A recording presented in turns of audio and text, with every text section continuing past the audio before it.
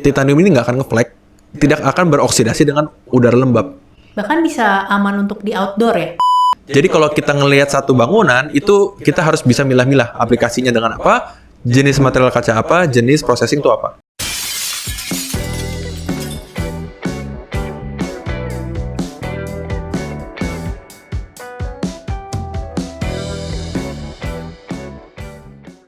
Halo internet, apa kabar semua? Selamat datang di channel Himalaya Abadi. Bersama hostnya saya sendiri, Wilson. Hari ini saya ditemani oleh Esther Juwita. Apa kabar Esther? Lengkap banget. Biar nanti di stalkingnya gampang. Waduh, kabar baik. Kabar baik. Kemarin kita udah jalan-jalan ke itu ya, ke KFC ya. KFC Nature by Naughty by Nature. Ya, Naughty by Nature by KFC. Ya, di situ. Jadi di situ kan kita mau membahas, kita ada format video baru di mana kita membahas sesuatu yang menarik, yang trending terutama ya di kalangan industri interior, dan ada project baru terutama kan, yaitu projectnya si KFC ini.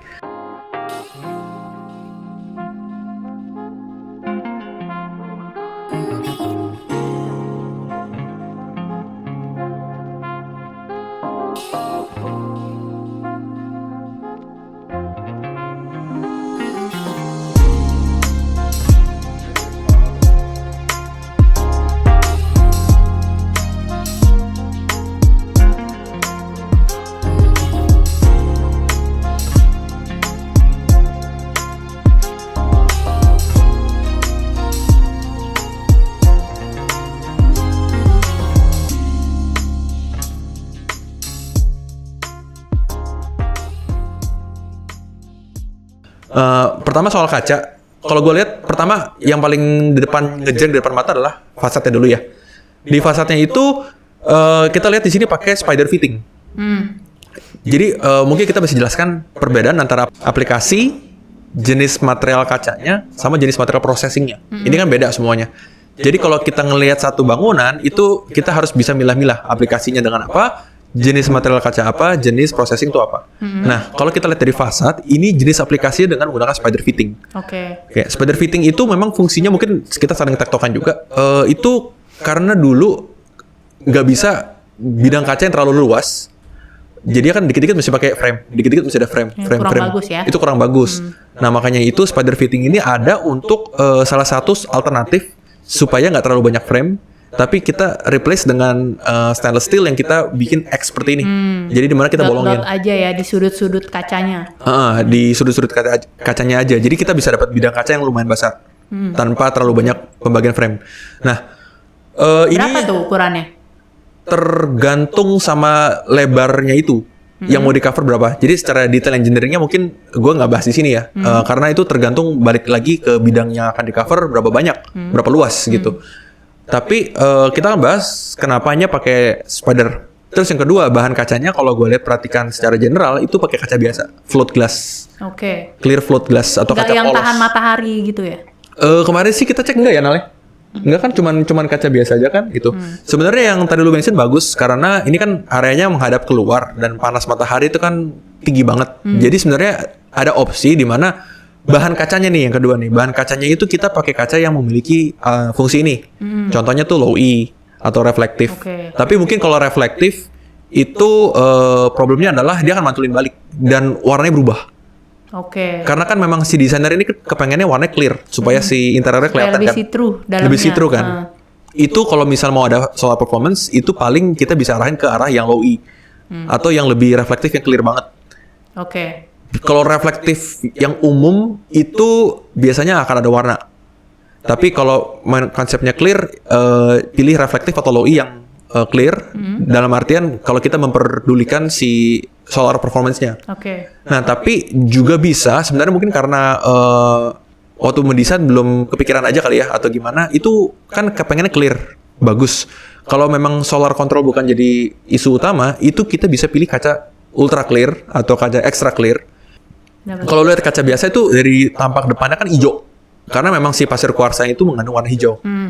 Pasir silikanya. Sedangkan kalau kaca ultra clear atau kaca extra clear, tapi di Himalaya bilangnya kaca kristal ya, itu menggunakan pasir yang berbeda sehingga si kehijauannya itu tidak ada lagi. Sebenarnya kalau menurut pendapat kita, gue pribadi ya, itu bisa di-enhance level clarity-nya dengan menggunakan kaca seperti ini. Jadinya crystal clear. Jadinya memang mungkin solar performance-nya tidak terlalu concerning, tapi butuh clarity-nya. Mungkin buat next project atau gimana itu bisa dipertimbangkan pakai yang ultra clear. Kayak nggak pakai kaca ya jadinya. Kayak nggak pakai kaca. Kesannya seperti itu. Saking jernihnya. Meskipun pantulannya masih ada ya. Oke. Jadi kalau kita lihat sambil nyetir mobil masih kelihatan ada pantulan sedikit. Tapi visualnya lebih bagus daripada kaca polos biasa. Yang ketiga, ini adalah processing. Processingnya apa yang mesti kita pilih? Karena ini banyak lubang, ini butuh strength dan flexibility dari kacanya. Makanya ini minimal harus di-tempered. Lebih baik di-tempered plus lami untuk safety. Jadi double ya? Double. Karena tempered only ini ada problem yang udah kita mention di video sebelumnya, itu adalah spontaneous breakage. Jadi di mana kaca ini bisa meledak sendiri tanpa ada external faktor karena kan equilibriumnya berubah di dalam bodi kacanya. Jadi ini bisa meledak sendiri. Nah, makanya amannya dengan tempered lami. Tapi jangan semuanya di tempered lami karena kalau ada kebakaran nggak bisa keluar. Jadi salah satu bisa dipecahin maksudnya. Kan misalnya tempered lami nih. Kita alternatif satu tempered semua. Itu resiko spontaneous breakage-nya berbahaya. Nah, itu bisa dimitigasi dengan heat soak atau di tempered lami. Oke. Nah, kalau semuanya di tempered lami, masalahnya kan ada film PVB kan di tengah-tengahnya kan. Jadinya kalau misalnya kebakaran itu orang bisa keluar. Susah. Jadi mesti ada satu area, let's say emergency exit, atau ada satu bagian yang mana kalau kita tahu nih lagi kebakaran, kita bisa pecahin satu kaca terus kita kabur. Oke. Jadi nggak semuanya di tempered lami, harus memikirkan evakuasi kebakaran, dan juga jangan di tempered raw gitu aja, harus ada treatment tambahan seperti mungkin security film kah, di lami kah, atau di heat soak untuk meminimalisir resiko spontaneous breakage. Nah, itu yang pertama di fasad. Yang kedua, mungkin karena kita di interior, jadi kita langsung masuk ke area yang partisi-partisinya itu ya.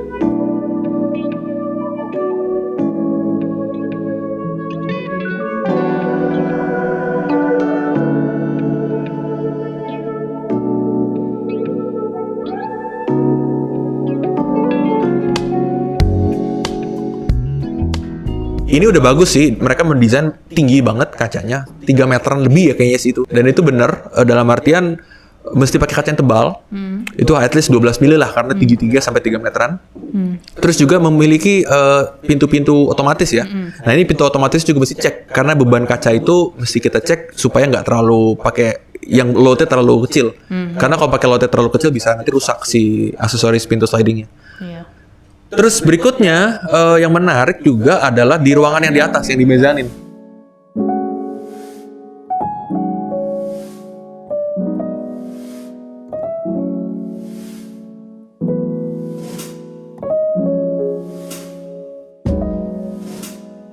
Kaca yang ruang podcast ya? Itu kayak ruang podcast kan? Iya, nggak tahu ya. Itu kita nggak boleh naik ke atas. Nggak boleh. Nah, itu juga. Iya, itu sengaja. Dia mau pakai ada warna yang lebih gelap. Dan itu juga menurut gue itu lebih gelap ya? Lebih gelap. Warnanya juga beda, bukan warna biasa. Dan itu juga menurut gue menarik karena si desainer ini udah mempertimbangkan kaca yang dipakai itu adalah kaca tinted kalau gue nangkap ya, karena gue nggak bisa masuk ke dalam, itu gue nggak bisa. Sebenarnya alternatifnya adalah kaca tinted atau kaca reflektif yang mana butuh warna lebih gelap dan juga butuh supaya privacy ya, tapi kan masih pengen kelihatan interiornya. Dan itu udah bagus menggunakan kaca yang tepat. Dan tadi yang itu juga udah bagus menggunakan thickness yang tepat. Cuman untuk masukkan juga si pintu-pintu sliding itu juga punya alternatif pakai kaca kristal. Karena balik lagi warnanya. Iya. Kita kaca kristal itu warnanya bening banget. Terus juga bebannya sama, bobotnya sama. Tinggal kita cek aja budget dari projectnya. Apakah apalagi bisa kalau mau masuk frameless membantu banget ya pakai kristal. Maksudnya yang dagingnya kelihatan dari samping gitu. Kadang-kadang kaca kristal itu kalau misalnya luasnya besar juga udah mulai terlihat hijau sedikit, tapi nggak sepekat kaca polos. Dan itu memang worth mentioning seperti itu. Terus juga area yang apa sih, bar ya, bukan bar sih, yang ada salad-saladnya itu tuh yang bawahnya stainless steel. Open kitchen. Open kitchen. Iya, open kitchen lah.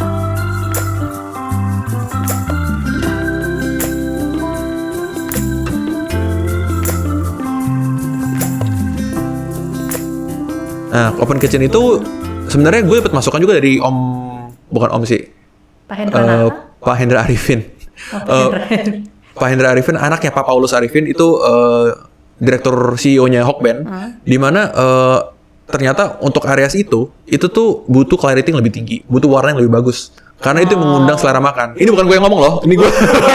Iya, jadi beberapa outlet kayak misalnya Bratok, Jeko itu udah menggunakan kaca kristal. Sebenarnya itu juga bisa diintegrasikan. Untuk display makanan ya?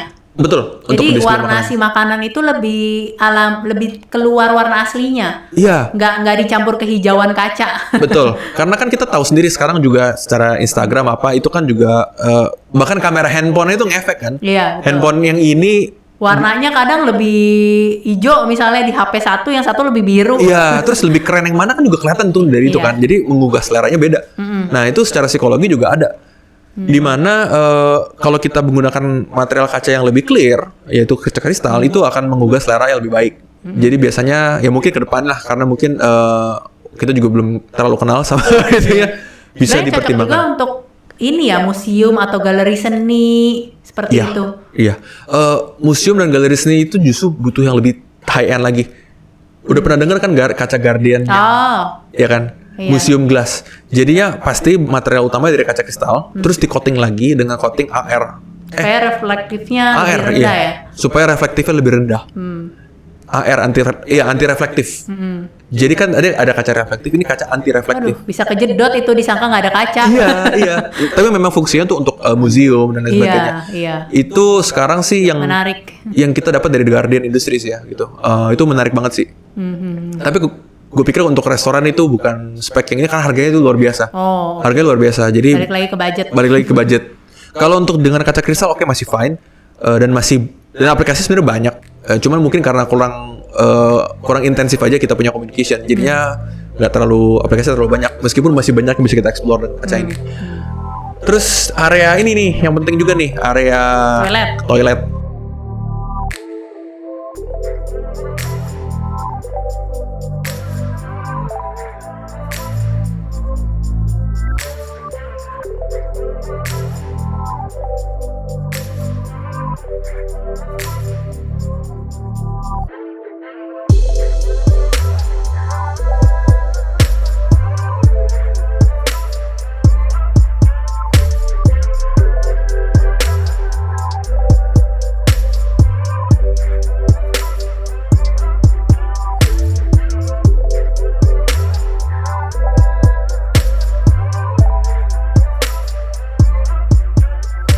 Jadi area toilet itu kita lihat ya di footage itu pakai cermin berwarna bronze.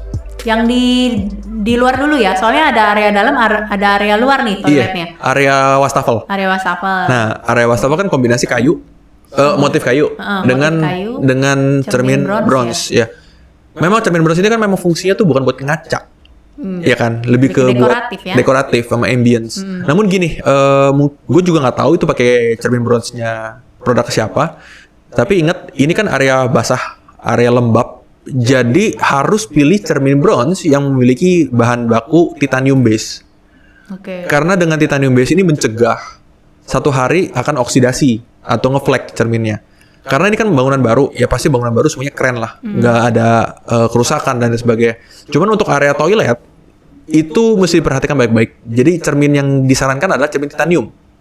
Titanium base, karena titanium ini nggak akan ngeflek, tidak akan beroksidasi dengan udara lembab. Bahkan bisa aman untuk di outdoor ya? Yes, karena di outdoor kan hujan, panas. Hujan ini nih yang akan membuat cermin berkarat biasanya. Iya kan oksidasi. Sering banget tuh kalau di toilet cerminnya jamuran, ada flek-flek. Betul.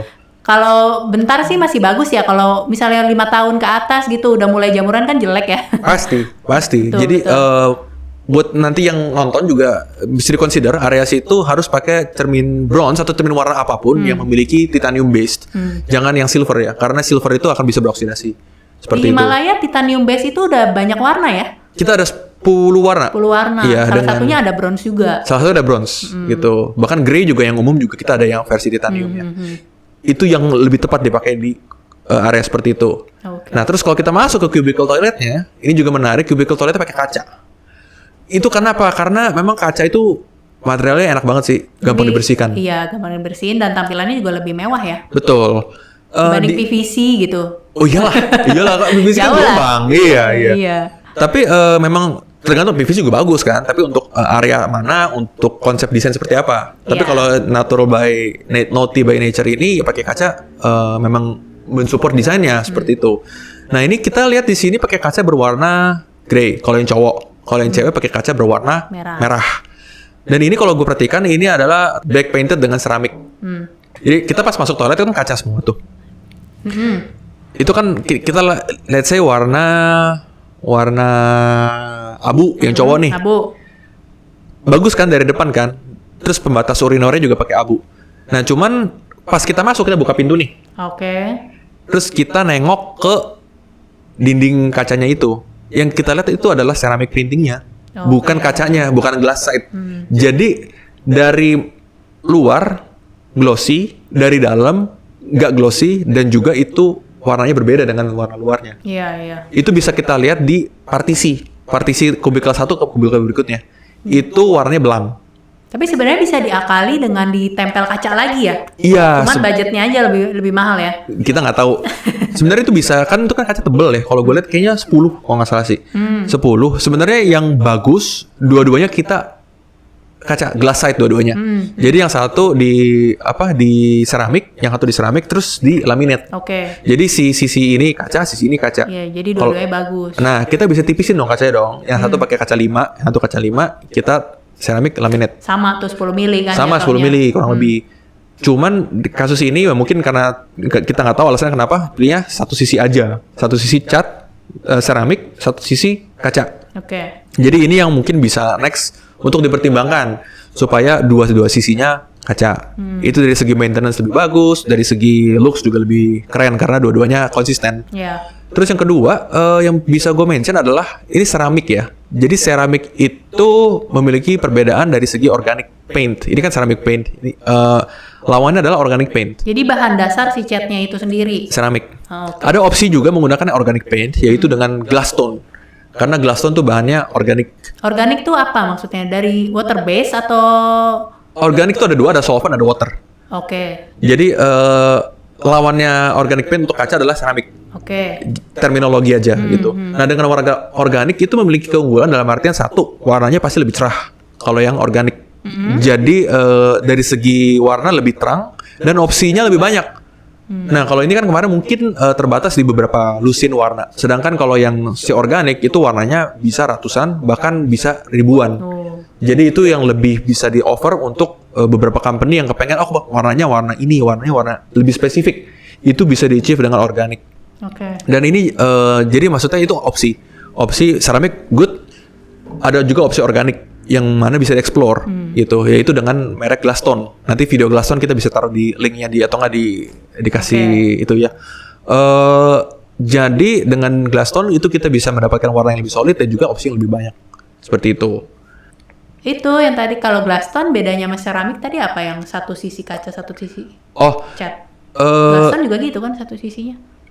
Ini kita tadi gue lagi nggak ngomongin soal seramik atau seramik vs organik, tapi baik seramik ataupun organik yang Glasstone itu sebaiknya di laminate juga. Karena untuk menghindari yang satunya sisi cat, satu sisi kaca. Jadi baik Glasstone ataupun seramik ini harusnya ditemper lami supaya dua-duanya glass side. Dua-duanya terlihat bagus ya sisinya. Iya, dari segi glossnya biar sama. Yang kedua dari segi warnanya supaya nggak belang. Gitu. Jadi kelebihannya kalau yang organik itu selain pilihan warnanya lebih banyak, dia punya cat itu lebih vivid warnanya. Oh, warnanya lebih vibrant lah gitu lebih ya. Lebih vibrant. Kita bilang seramik gitu. Terus kalau dari segi harga mungkin kita nggak komentarin dulu deh di episode-episode lainnya aja gitu kan. Tapi sama-sama aman untuk pemakaian di kamar mandi ya? Iya, sama-sama aman untuk pemakaian di kamar mandi gitu. Terutama kalau udah dilami semuanya aman pasti. Karena dua-duanya glass side dan memang rekomendasi utamanya itu adalah dua-duanya dilami, bukan di satu sisi aja. Kalau ngomong di luar negeri juga kayaknya kebanyakan dilami sih. Gitu. Oke, jadi terima kasih sudah nonton videonya atau dengerin dari podcast di Spotify. Jangan lupa untuk like, share, dan subscribe di channel Himalaya Abadi. Untuk informasi lebih lanjut juga bisa hubungi di www.himalayabadi.com atau www.glare.furniture.com. Oke, sampai jumpa di episode berikutnya. Gitu. Sampai jumpa di episode berikutnya. Oke.